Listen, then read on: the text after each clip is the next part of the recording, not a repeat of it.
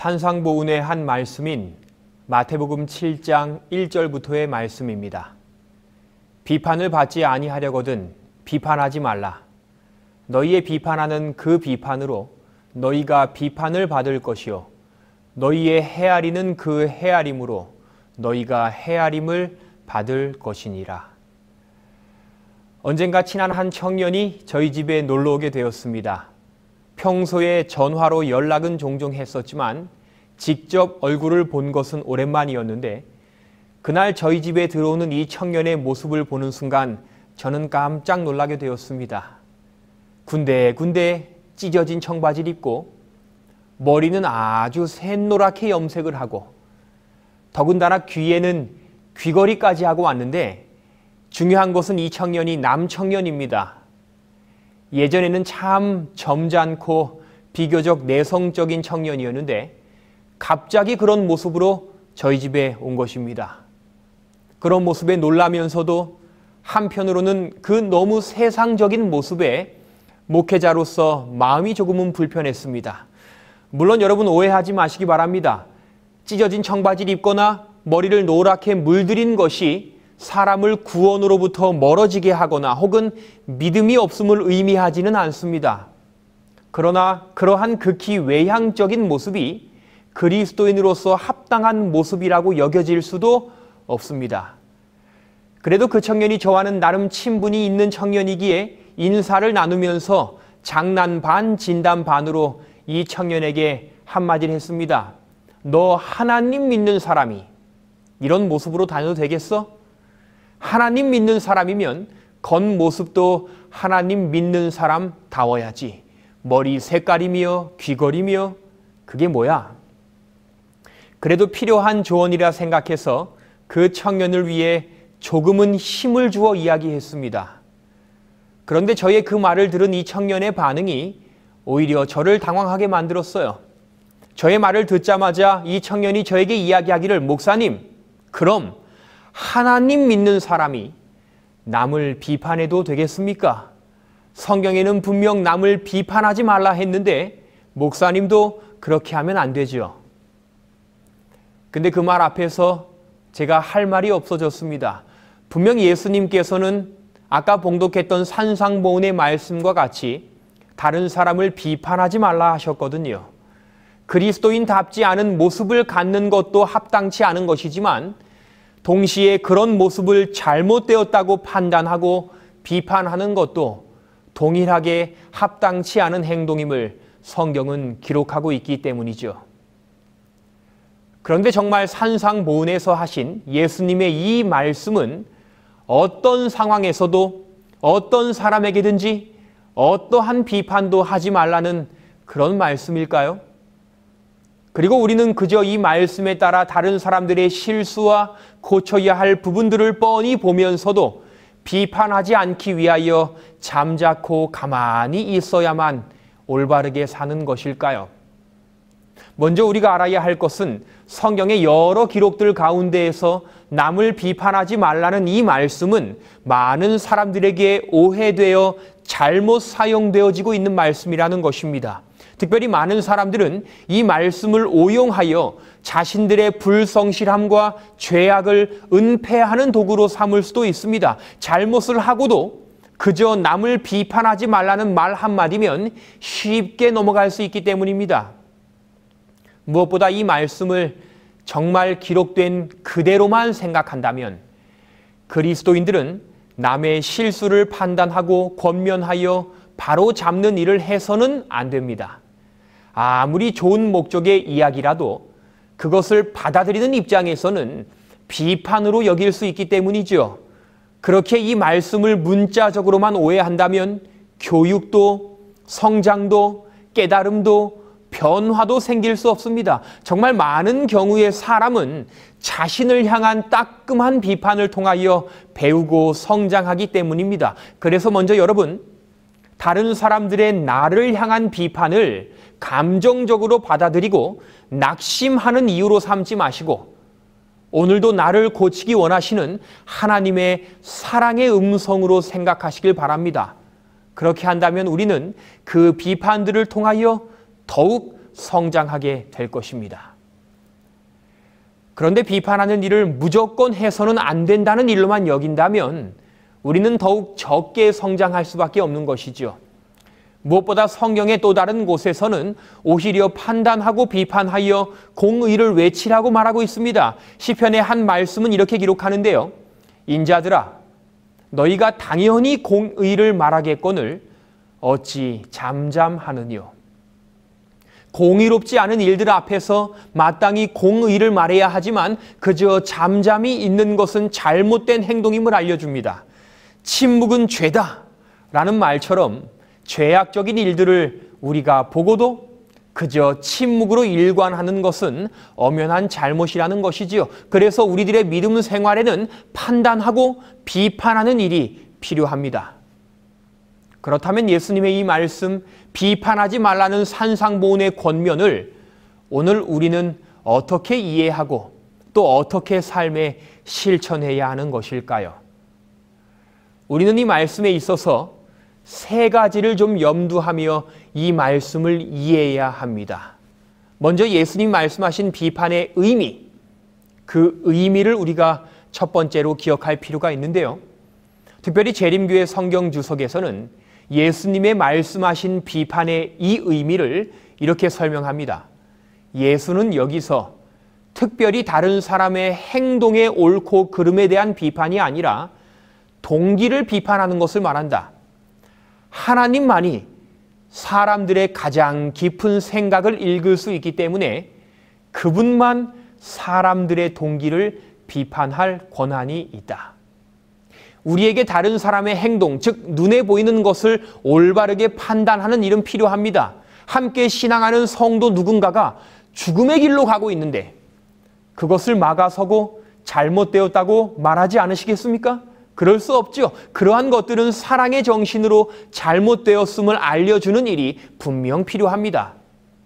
그런데 문제는 우리가 하는 판단의 많은 부분들이 겉으로 드러난 행동에 대한 판단보다는 우리의 눈에 보이지 않는 그 사람의 마음과 생각, 동기를 판단하게 된다는 것입니다. 언젠가 한 식당에 갔습니다. 잘 차려진 한정식 식당이었는데요. 그날은 교회에 막 나오기 시작한 초신자 몇 분들을 함께 모시고 식사하는 자리였습니다. 이런저런 대화를 하며 식사를 하는데 먹다 보니 음식의 양이 생각보다 많았어요. 이상 저상의 음식이 조금씩 남게 되었습니다. 보통은 식당에 가서 음식을 먹다가 남으면 그 음식을 싸가지고 오는 경우는 많지는 않죠. 그런데 그날 함께 식사하시던 한 분이 식사를 거의 마칠 때쯤 가방에서 갑자기 비닐봉지를 꺼내시는 겁니다. 그리고 여기저기 남아있는 음식들을 봉지에 담기 시작하셨어요. 드시던 상뿐 아니라 이제는 옆에 있는 상에까지 가셔서 남은 음식들을 다 담으셨습니다. 물론 그 자리 아무도 말은 하지 않았지만 다들 마음속으로 조금은 민망해하며 저렇게까지 해야 하나 싶은 마음이었을 것입니다. 누구보다 저의 마음이 그랬습니다. 얼마든지 다음번에도 또 대접해 드릴 수 있는데 굳이 이렇게까지 남은 음식을 싸가서 드시고 싶을까 하는 생각이 들었습니다. 가정 형편이 크게 여유롭지 않은 분이어서 한편으로 이해는 되었지만 주변의 사람들 보기에도 조금은 민망하고 제 마음이 특별히 불편해서 저는 잠시 화장실로 가 그 모습을 보지 않으려고 애썼습니다. 이제 그렇게 식사를 마치고 식당을 나와서 한 분 한 분을 집으로 모셔다 드리게 되었습니다. 그리고 마지막에 가장 멀리 사시는 그분, 아까 음식을 싸신 그분을 태워다 드리러 가는데 그분이 저에게 잠시 한 곳에 들려서 갈 수 있냐고 물으셨어요. 당연히 알았다고 하고 그분이 알려주시는 곳으로 갔습니다. 아주 허름한 한 집 앞에 멈췄어요. 그리고 잠시 기다리라는 말을 하시고 이분이 아까 싸신 그 음식을 꺼내 차에서 내리시는 거예요. 그리고 그 집으로 얼른 들어갔다가 나오실 때에는 빈손으로 나오셨습니다. 알고 보니 그 집에는 이분이 알게 된 90세 된 노인 한 분이 사시는데 자식들도 연락이 안 되고 정부의 부족한 보조금으로 하루하루를 힘들게 사시는 분이에요. 근데 이분이 아까 식사를 하다가 남은 음식들을 보고 순간적으로 이 할머니가 생각나셨대요. 할머니가 이 음식을 가져다 드리면 얼마나 맛있게 잡수실까. 그래서 조금은 창피했지만 그 할머니를 생각하시며 음식을 싸셨다는 거죠. 그때 제가 그분께 말은 하지 못했지만 얼마나 죄송스럽던지 그분들 집에 잘 내려드리고 다시 돌아오는 길에 저는 제 마음으로 하나님께 회개했습니다. 복음 전도라는 책 313페이지에서 이렇게 기록합니다. 우리가 결코 해서는 안 될 한 가지 일은 다른 사람의 마음을 판단하거나 그의 동기를 비판하는 일이다. 그것은 우리가 할 수 없는 일입니다. 우리가 해서는 안 되는 일이죠.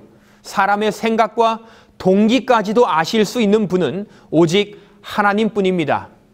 그렇게 우리가 알 수 없는 다른 사람들의 동기와 그들 마음의 생각을 판단할 때에 우리는 분명 실수할 수밖에 없다는 것이죠. 그렇게 여러분들이 오늘도 이 산상보훈의 말씀대로 살기를 원하신다면 여러분 옳고 그름을 판단하시되 확실한 것만을 판단하시기 바랍니다.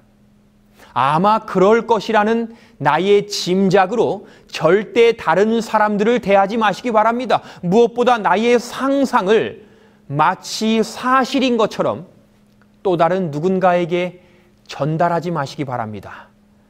그것이 비판하지 말라는 권면 속에 담긴 예수님의 마음인 것이죠. 그리고 이제 비판하지 말라는 예수님의 말씀에서 우리가 염두해야 할 두 번째는 비판하는 이유에 관한 것입니다. 사람이 왜 다른 사람을 비판하게 될까요? 사람은 누구나 내가 잘하는 것으로 남을 비판하지 나도 못하는 것을 가지고 남을 비판하지 않습니다. 무엇인가 비판한다는 것은 나는 그것을 나름대로 잘 지키고 있다고 생각하기 때문인 것이지요. 그런데 이 부분에서 우리는 사도 바울의 한 고백을 좀 기억할 필요가 있는데요. 그러나 나의 나 된 것은 하나님의 은혜로 된 것이니 내게 주신 그의 은혜가 헛되지 아니하여 내가 모든 사도보다 더 많이 수고하였으나 내가 한 것이 아니요 오직 나와 함께 하신 하나님의 은혜로라. 오늘 우리가 믿음 가운데 거하는 것 하나님의 은혜입니다.